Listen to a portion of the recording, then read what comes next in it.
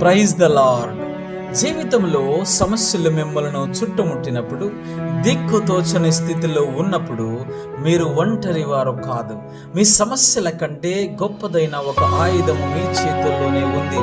అదే ప్రార్థన.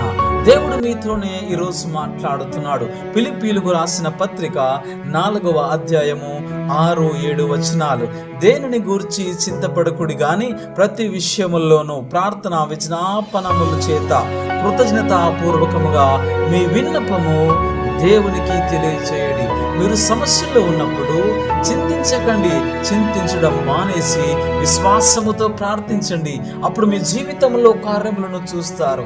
ఏలియా మన వంటి స్వభావం కలిగిన వ్యక్తే. ఆయన ప్రార్థించగా 3.5 సంవత్సరాలు వర్షం ఆగిపోయింది. యాకోబు పత్రిక 5వ అధ్యాయము 16వ వచనము స్పష్టముగా చెబుతుంది, నీతిమంతుని విజ్ఞాపన మనఃపూర్వకమైనదై బలము గలదై ఉండును, బహుబలము గలదై ఉండును. ప్రార్థన అనేది కేవలం కొన్ని పదాల ఉచ్చారణ కాదు. అది పరలోకపు శక్తులను కదిలించే ఒక మహోన్నత శక్తి.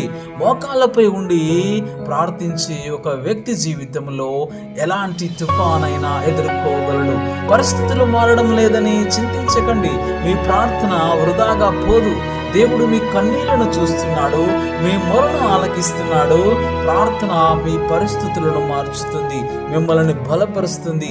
ఈరోజే ఇప్పుడే మీ చింతలన్నీ ఆయన ముందు ఉంచి ప్రార్థించండి. ప్రార్థనలోని శక్తిని రుచి చూడండి. God bless you.